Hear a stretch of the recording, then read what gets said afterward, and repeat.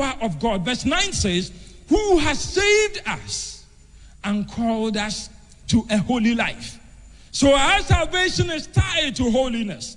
It is not because of anything that we have done, but because of his own purpose and grace. Brothers, we have been called to be holy. Let me quickly take some examples from within our church. Holiness in the Church of Pentecost, then and now. Holiness became the hallmark of the Church of Pentecost during the formative years of the church. Pastor James McKeown would often preach on holiness. According to Onyina, McKeown laid so much emphasis on holiness during his teachings, oftentimes citing Hebrews chapter 12, 14, and B, that without holiness, no one will see God.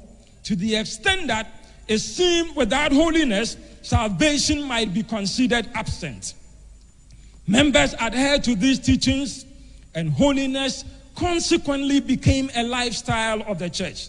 For instance, the slogan of the women's movement, now Women's Ministry of the Church, which became officially recognized in 1945, introduced by Adam McKeown, the brother of James McKeown, was holiness unto the Lord.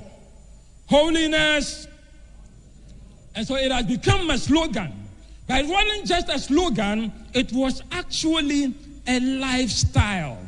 Could we posit that one of the factors that led to the fast growth of the Church of Pentecost was a strong emphasis on holiness.